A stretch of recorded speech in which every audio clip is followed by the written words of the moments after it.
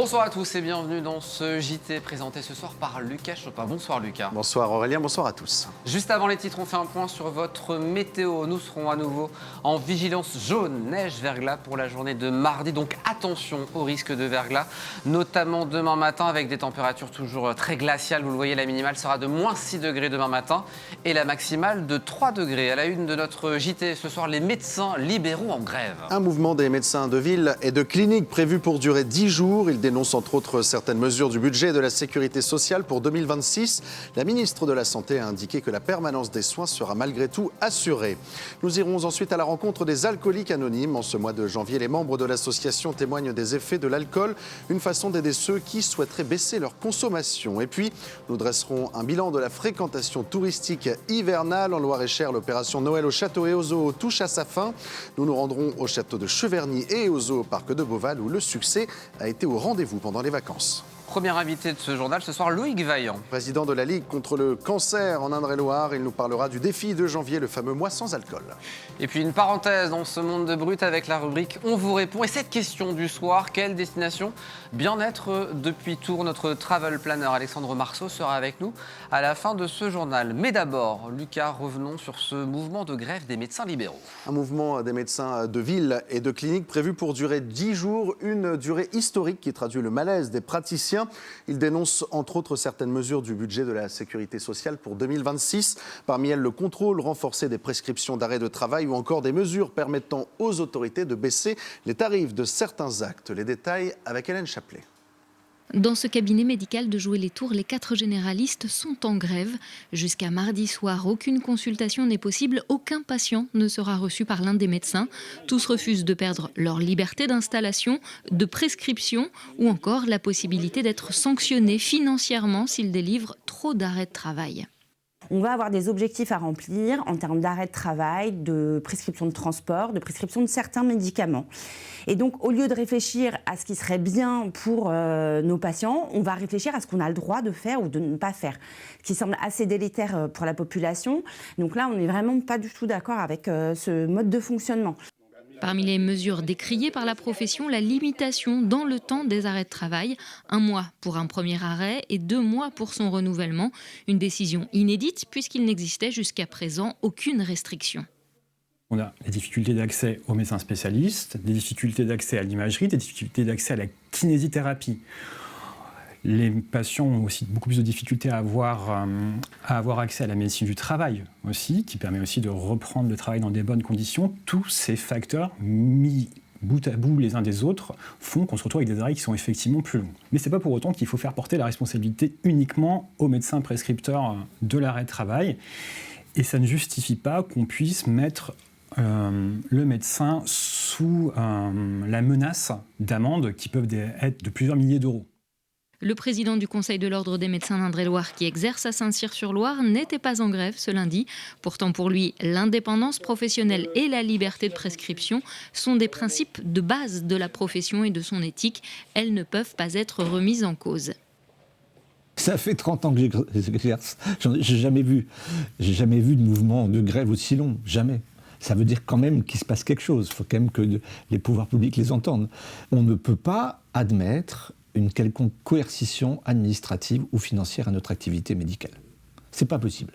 C'est contraire à la déontologie, c'est contraire à nos principes de travail. Le mouvement de grogne doit durer jusqu'au 15 janvier. Une manifestation nationale est d'ores et déjà programmée ce samedi à Paris. En attendant, certaines salles d'attente vont rester bien vides. Un droit de réponse à présent dans ce journal, Lucas. Et oui, le 15 décembre dernier, nous recevions sur notre plateau l'écologiste Nicolas Orgelet, candidat à la mairie de Blois en 2026. Dans notre émission En campagne, il avait été questionné sur les échanges électoraux avec LFI, évoquant des logiques nationales dans les négociations qui n'avaient pas abouti. En réaction, la France insoumise de Blois déplore des contre-vérités qui pourraient démobiliser les électeurs de gauche. LFI assure que ces groupes d'action locaux bénéficient d'une liberté totale de décision et d'action, sans jamais en référer à Paris ou à Jean-Luc Mélenchon. Elle explique également n'avoir demandé que 3 places d'élus aux écologistes au cours de leur discussion. Une demande tout sauf hégémonique, explique-t-elle. Maintenant, ouvrir une page consacrée au Dry January, en français littéralement janvier sec ou mois sans alcool. Et on en parle d'abord avec les alcooliques anonymes. Au sein de l'association, les membres peuvent échanger autour de leurs propres expériences. Nous avons rencontré 3 participants qui témoignent de l'aide apportée par l'organisme. Faustine Luneau. C'est dans cette salle, au 21 rue Coste et Bellonte, que se tiennent chaque vendredi les réunions des AA, les alcooliques anonymes. Ici à Tours, chaque semaine, ils sont généralement une vingtaine à se retrouver pour échanger sur leur addiction autour de café et de bonbons. Parmi eux, Paul, Hélène et Anaïs, tous les 3 alcooliques mais désormais abstinents, ils continuent d'assister à ces rendez-vous hebdomadaires. Il faut toujours être sur ses gardes et c'est pour ça que les alcooliques anonymes, et tous les vendredis, moi ça me permet de me dire « Ah oui, je suis alcoolique ». Je suis alcoolique et la seule personne qui ne doit pas l'oublier, c'est moi. Mais c'est vrai que alcoolique, ça fait un peu peur. On se dit alcoolique, ça fait un peu vieux pochon de comptoir, la personne qui se gratte les veines. Non, alcoolique, c'est madame tout le monde, monsieur tout le monde, on est beau, on est souriant. Et il n'y a pas d'âge pour sombrer dans l'alcool. Si Anaïs, 32 ans, fait tracer 1 an de sobriété dans 1 mois, pour Paul, 65 ans, la date du 2 février 2005 reste encore gravée comme le jour où il a passé les portes des alcooliques anonymes pour la première fois. 20 ans d'abstinence plus tard, il fait partie des anciens qui accueillent les nouveaux arrivants. On se fait un plaisir de les aider parce que quand ils nous parlent de leurs difficultés, on sait. Le janvier sec, il est le premier attache qui peut être considéré comme un système d'alerte. À l'époque, il n'y avait pas le janvier sec, mais j'avais lu dans un magazine que vous en êtes où avec l'alcool ? Faites un test. Donc ça parlait de 3 jours. Je me suis dit 3 jours. Et je pensais, les moustaches à 3 jours sans alcool. Je n'ai pas pu penser 3 jours. Ici, pas de jugement, pas d'injonction, pas de médecin. Écouter et essayer à son rythme sont les maîtres mots. Car pas facile de faire la démarche de rejoindre les alcooliques anonymes. Hélène en sait quelque chose, c'était en 2015. Souvent, j'allais devant et je repartais en me disant « Mais non, qu'est-ce que je vais faire là-dedans ?» Je m'étais fait tout un cinéma et en fait, c'était très simple. Assieds-toi, est-ce que tu veux un café ? Il y a des bonbons. Tu vas écouter ce dont on va parler. Et après, si tu veux, tu pourras parler, dire ce qui t'amène chez nous. Ça m'a bien débloqué. J'ai vu vraiment des gens qui étaient tellement bien. Je voulais tellement ça, moi. J'étais tellement malheureuse, même si j'avais collé un masque d'une femme qui se voulait... non, j'avais un petit souci, mais non, j'allais y arriver. Depuis, Hélène n'a pas touché une goutte d'alcool en 10 ans. Comme elle, tous ceux qui en ressentent le besoin peuvent passer librement les portes des alcooliques anonymes. À Tours, ces réunions se tiennent tous les vendredis soirs à 18h30. Un sujet qui fait justement l'objet de notre question réseaux sociaux du jour. Faites-vous le Dry January, cet arrêt de l'alcool pour le mois de janvier? Réponse, Lucas. Là, la réponse est majoritairement non à 59%, oui à 17% et 24% tout de même comptent réduire leur consommation d'alcool. Et pour aller plus loin, il est temps d'accueillir notre premier invité de ce journal, Loïc Vaillant. Il est président de la Ligue contre le cancer en Indre-et-Loire, un organisme qui participe à ce fameux défi de janvier. Bonsoir Loïc Vaillant. Bonsoir. Soyez le bienvenu sur notre plateau. La Ligue contre le cancer s'engage donc en faveur de la diminution de la consommation d'alcool. D'abord, quel lien y a-t-il entre alcool et cancer ? Alors, l'alcool, c'est le 2e facteur de risque des cancers dits évitables. On connaît le tabac et le cancer du poumon beaucoup. Bien sûr. Mais l'alcool, c'est le 2e. C'est à peu près 8% des cancers qui sont dus à l'alcool. Ça fait quand même 28 000 nouveaux cancers par an, donc c'est pas rien. Quel type de cancer ? Et c'est le cancer du foie. Mais ce n'est pas que le cancer du foie, c'est aussi le cancer de tout ce qu'on appelle les voies aérodigestives, bouche, gorge, œsophage, souvent en association avec le tabac, puisque l'un renforce le pouvoir carcinogène de l'autre. Alors on parle beaucoup de ce défi de janvier, communément appelé Dry January. Est-ce qu'il est réellement connu, suivi, relevé ? Alors je crois qu'il est de plus en plus connu. L'année dernière, il y a eu quand même 4 millions de Français qui l'ont suivi. Oui, donc c'est pas mal quand même. C'est quand même beaucoup, oui. Et cette année, il y a presque le quart de la population qui envisage de le faire. Mais c'est surtout la population des 25-35 ans, alors là c'est presque 40%, avec le côté un peu défi justement, qui est caractéristique de cette population d'âge. Oui, ça devient presque un côté ludique, c'est un défi. Est-ce qu'on va y arriver ? On essaye. Et pourquoi janvier ? Quelles sont les motivations en réalité ? Alors janvier, vous avez remarqué que c'est après décembre. Oh oui. Et il y a eu quelques fêtes. Parfois quelques abus, autant le dire. Et puis ces moments où on a trop mangé, on a trop bu, on a vraiment envie d'arrêter. Et quand on arrête de boire, on participe aussi à la diminution du poids, pour ceux qui veulent rattraper les kilos perdus. On dort mieux. Et on a eu des problèmes de sommeil quand même pendant les fêtes. Bref, il y a un tas de raisons qui fait qu'en janvier, finalement, c'est pas le plus mal. Donc, quels sont les effets? Vous nous avez dit, on dort mieux, on perd du poids. C'est les seuls effets? Alors, à court terme, c'est les plus gros effets. Ça soulage aussi le portefeuille, hein, ça coûte moins cher. Faut pas l'oublier. Ouais. Mais globalement, on est moins nerveux, on se sent plus détendu. Ça, c'est une des caractéristiques quand même de ceux qui arrêtent l'alcool et qui finalement... Ils ont fait un défi et puis s'aperçoivent que finalement, c'est pas plus mal quand on est dans la vie courante, on n'est pas plus mal. Surtout que le défi de janvier, l'idée, c'est de pouvoir arrêter, moins boire après, pas forcément arrêter complètement. On est dans une population qui peut continuer à boire, mais très modérément. Oui, parce qu'on parle de janvier, c'est pas nécessairement janvier finalement. C'est bien parce que c'est après les fêtes. Si on veut le faire en février, ça sera toujours bon à prendre. Et même la Ligue contre le cancer d'Indre-et-Loire, on pense faire un mocktail. On avait fait ça, un mocktail l'année dernière en janvier, donc un cocktail sans alcool. Mais on pense le faire au mois de mai parce qu'on sait aussi qu'au moment de l'été, on aime bien prendre des cocktails. Et on peut faire des choses aussi bien, aussi bonnes, sans alcool.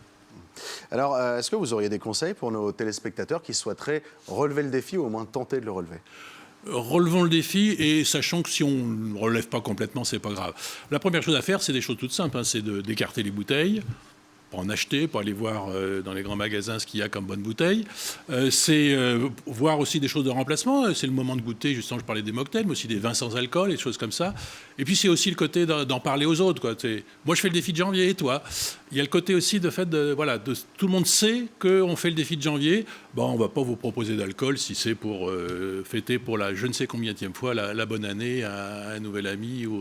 Voilà, donc tout ça, c'est des petits moyens qui font que on peut tenir le défi de janvier presque complètement.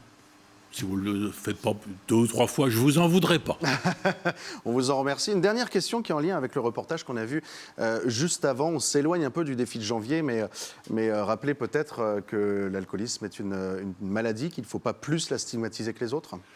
Non, pas plus, bien sûr. C'est une maladie comme une autre. Moi, j'insiste toujours, et c'est aussi l'intérêt du défi de janvier, c'est que c'est parce qu'on est dépendant, c'est-à-dire qu'on est obligé de boire. Si vous buvez et que vous êtes capable d'arrêter pendant plusieurs jours, en janvier ou un autre mois, c'est que vous n'êtes pas dépendant. Par contre, si vous êtes dépendant, là, ça devient une maladie, c'est tout à fait autre chose. C'est plus le défi de janvier. Merci beaucoup Loïc Vaillant. Pour plus d'informations, direction le site ligue-cancer.net. Et puis on a une rubrique Indre-et-Loire, évidemment, si on veut vous suivre. Merci beaucoup d'être venu nous voir. Merci d'être venu sur le plateau. Un mot à présent, Lucas, de la centrale nucléaire de Chinon. Oui, ce matin à 7h30, l'un de ces réacteurs s'est arrêté automatiquement. Un arrêt qui n'a pas été provoqué par le froid ou la demande en électricité qui y est liée. EDF explique qu'il n'y a ni risque ni impact sur les populations. Le réacteur devrait être remis en route dès demain.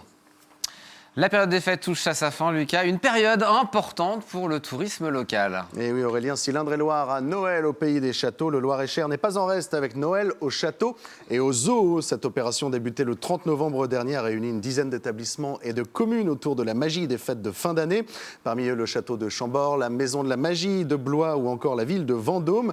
Et l'heure est désormais au premier bilan et il semble positif, voire très positif pour certains.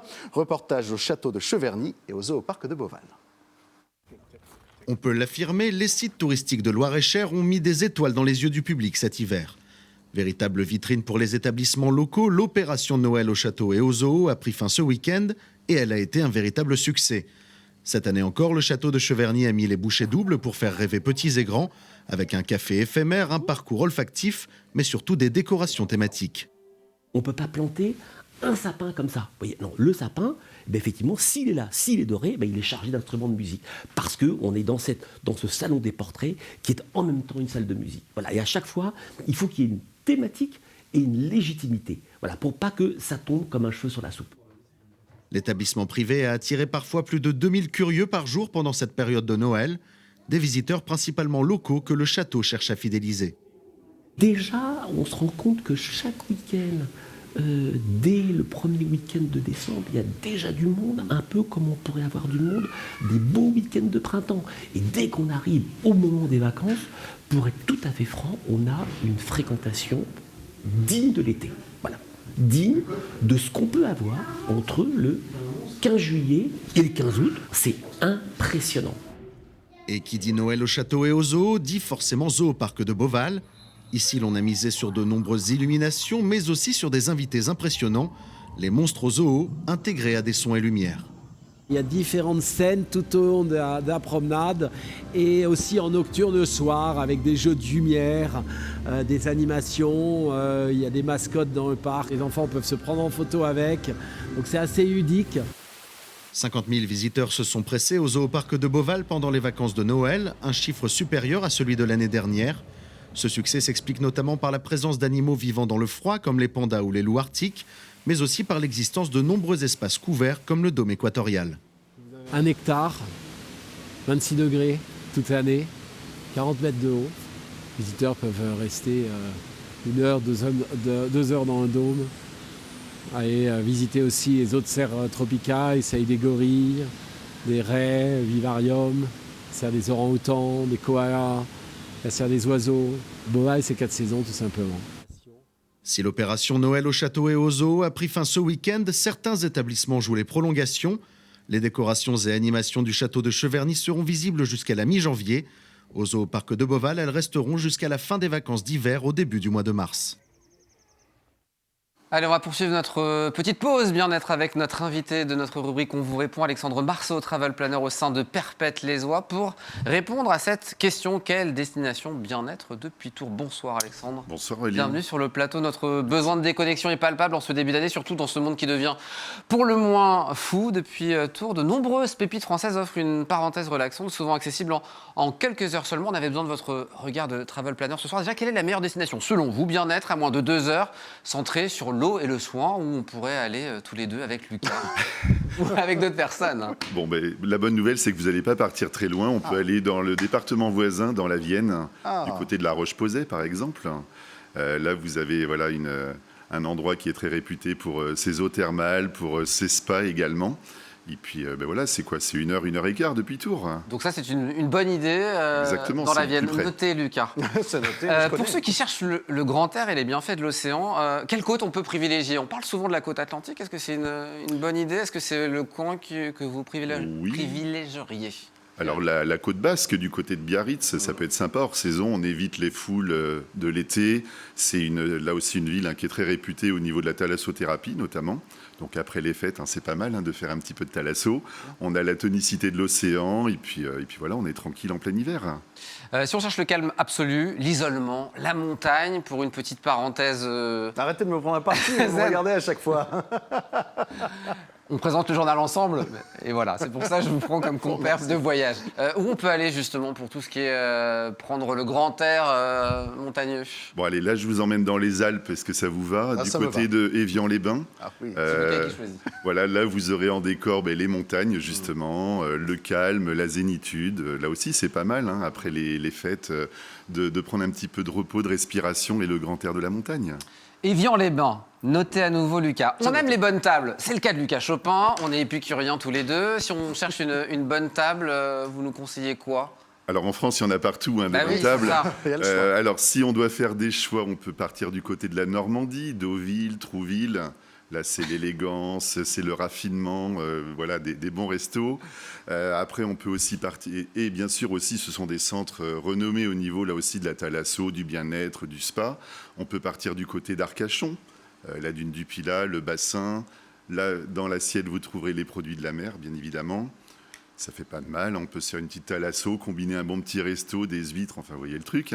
Bon, Évian-les-Bains, le bassin d'Arcachon, Trouville, notez. Deauville. Et puis aller Quiberon pour une petite dernière, voilà la côte sauvage, là aussi les plaisirs. Ça c'est la suggestion coup de cœur du coup? Ouais. Je vais vous demander une petite dernière. Non, il y en a une. Fait, ouais, allez, une petite alors c'est dernière. Quoi? L'île de Ré. Ah oui, ça alors là. Il y a beaucoup de tours en jeu qui vont du côté de l'île de Ré. Voilà, alors là on y va pour des choses un peu différentes, mais là aussi c'est les petits villages, l'océan, les marais salants. Faire du vélo. Et là aussi, bien évidemment, hors saison, on est pas mal. On prévoit quand même un bon manteau, une écharpe. des moufles. Bon, ça dépend où on va, mais bon, en tout cas, voilà, au moins vous n'aurez personne. Pas grand monde. Merci en tout cas. Vous vous adressez à nous deux quand vous le dites. Perpètelesvoix.com. Merci beaucoup Alexandre. Merci. On peut faire appel à vous, vous êtes travel planner. Surtout, merci infiniment pour ce voyage. Bien-être ce soir dans ce journal. Avant de se quitter, rappel du principal titre, les médecins libéraux qui sont en grève. Oui, un mouvement des médecins de ville et de clinique prévu pour durer 10 jours. Ils dénoncent entre autres certaines mesures du budget de la sécurité sociale pour 2026. La ministre de la Santé a indiqué que la permanence des soins sera malgré tout assurée. Avant de se quitter, Lucas, on va déjà souhaiter une très belle année 2026 à nos amis téléspectateurs. Et puis on va se quitter sur de très belles images avec ce froid glacial. Et oui, chers téléspectateurs, on vous laisse avec ces images tournées aujourd'hui, des images des lacs de la métropole, le lac de Saint-Avertin et le lac des Bretonnières, tous deux gelés. Et on vous souhaite évidemment une excellente année et d'abord une excellente soirée sur Val de Loire TV. À demain. À demain.